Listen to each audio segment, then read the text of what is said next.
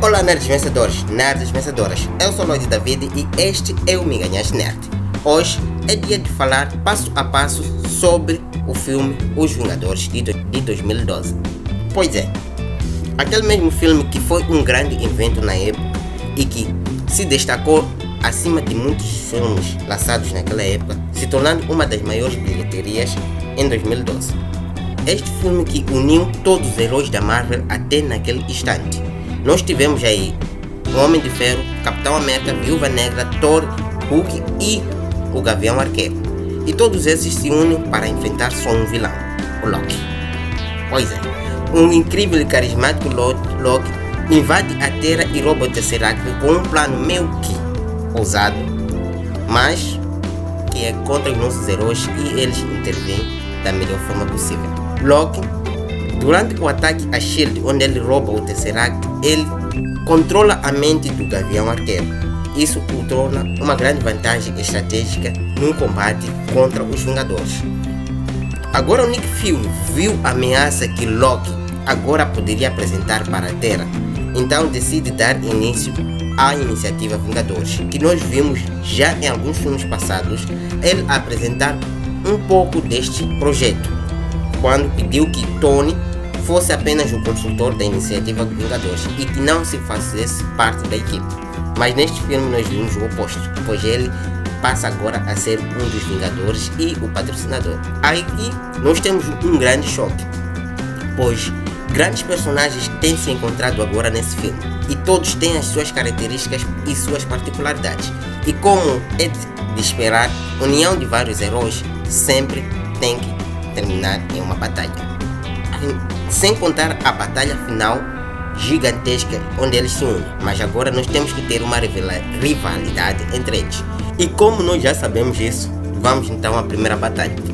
Eles agora se encontram e vão atrás do Loki, já que Loki está foragido e está a procurar formas de abrir um grande portal para que possa um exército dos Chitauros invadir a Terra. Mas isso não é só isso. Agora, Homem de Ferro, Capitão América vão atrás do Loki na Alemanha. Vão atrás do Loki na Alemanha e o encontram. Ele acaba cedendo e ser capturado. Com certeza era algo planejado. E é o que nós vemos a seguir.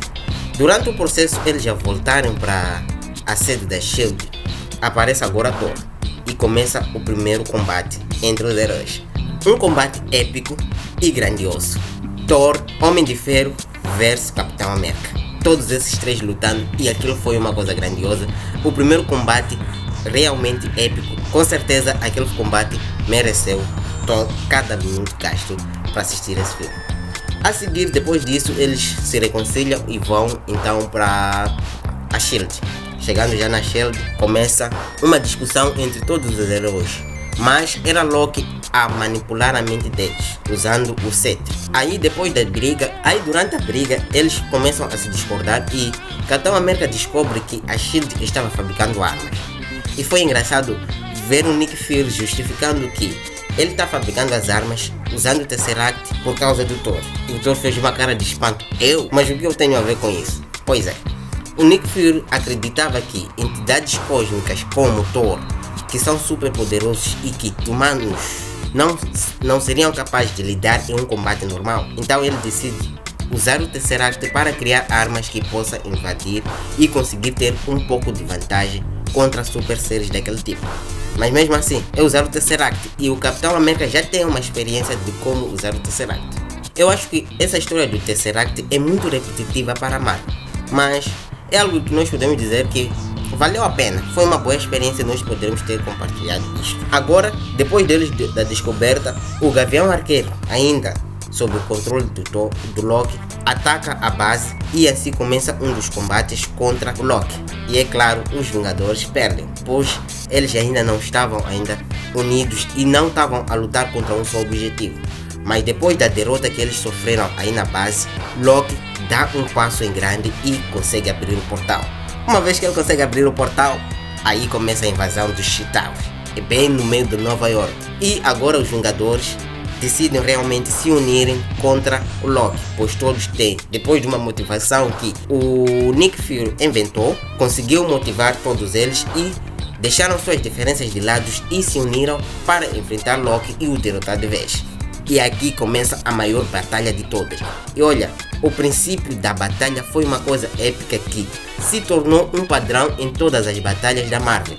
Depois deste filme, basicamente existe o antes dos Vingadores e depois dos Vingadores, pois a câmera vai girando em volta dos heróis e todos fazem aquela pose que o Deadpool gosta, a pose dos super-heróis. Então agora começa a batalha em Nova York. Nós temos aí um dos incríveis memes que Hulk solta, que eu tô sempre com raiva. E depois temos, cara, Hulk mandou ver. Uma das coisas que eu gostei ao rever este filme foi ver Hulk, porque o cara era bravo demais. Não aquela versão aí meio assim, mas sim, Hulk era bravo demais. Hulk esmagou, Hulk... Uma das coisas que eu mais gostei de ver neste filme foi Hulk. É claro, Hulk é bravo. O Hulk esmagou Loki de uma forma absurda. Finalmente houve uma batalha na nave da S.H.I.E.L.D. contra o Thor que foi épica. E de novo aqui Hulk deu a sua revanche, um golpe final meio infantil, mas a gente gostou. Pelo menos quem é fã gostou de ver aquele soco, o Thor levando aquele soco. E isso é de dizer que realmente é aqui onde nós temos um Hulk essencial, um Hulk primitivo, um Hulk que esmaga de verdade. E o capitão diz Hulk esmaga e ele manda ver. Durante a batalha, o Homem de Ferro enfrenta o Loki sem a sua armadura e manda algumas boas para ele. O Loki, diferente dos outros filmes, aqui dá para sentir que ele estava mais carente de atenção do que um vilão, tá a ver? Se for para estudar um pouco da psicologia, eu diria que o Loki aqui estava mais tentando, estava como se fosse alguém que está atrás de aprovação de alguém, do que um vilão em si, diferente do primeiro filme, onde o Loki contra o Thor. Aí o Loki estava meio que vilanesco mesmo, mas aqui apesar de você, eu não sei se é porque eu acabei, é porque já tive a experiência do que veio depois dos filmes a seguir, mas aqui eu meio que percebo que Loki, eu não vejo mais Loki como um vilão, mas sim como se fosse uma criança mimada, em busca de atenção. Não sei se percebe. Se concordas comigo, escreve aí nos comentários. Mas ok, continuando. Homem de Ferro enfrenta o Loki. E uma das cenas que eu mais gostei foi quando o Capitão América estava a dar as ordens aos policiais. Aqueles caras só falaram, mas quem é você mesmo? E aí aparece os Chitauros, ele combate, tem uma luta bem breve contra 3 ou 4 Chitauros.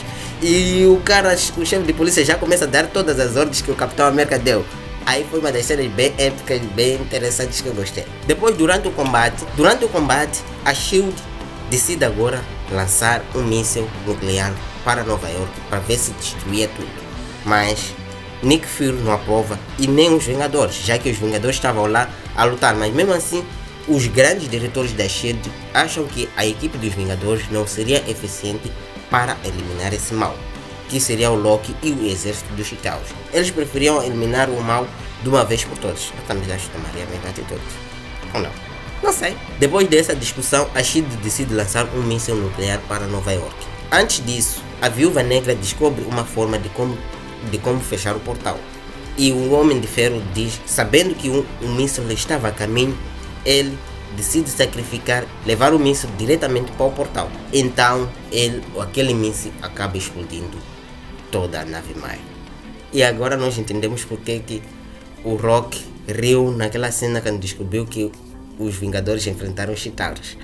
Pois, uma vez que eles destroem aquela nave, todos os Chitauros morrem. Tony volta para a Terra e assim aquele portal é fechado. Antes disso, nós temos mais uma cena em que Hulk rouba a cena. Loki começa a gritar para o Hulk e o Hulk simplesmente pega ele e começa a sacudir ele de um lado para o outro e diz: Deus frangote. Aquela cena foi épica e assim esse filme encerra. Nas cenas pós-crédito nós vemos o Thanos e depois o lanche que o Tony Stark sugeriu. Para mim este filme é muito bom.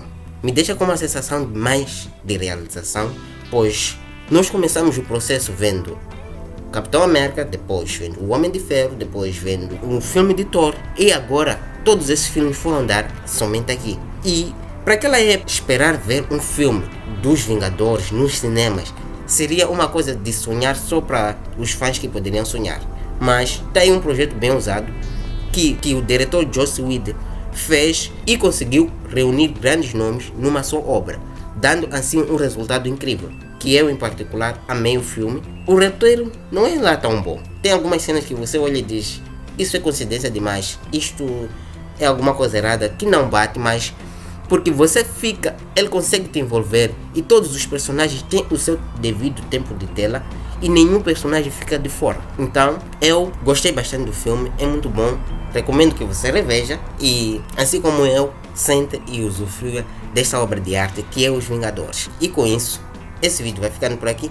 Eu recomendo que você assista este vídeo onde eu faço uma análise sobre o primeiro filme do Homem de Ferro, que está sensacional e você vai poder entender um pouco mais sobre esse universo cinematográfico que nós fãs amamos.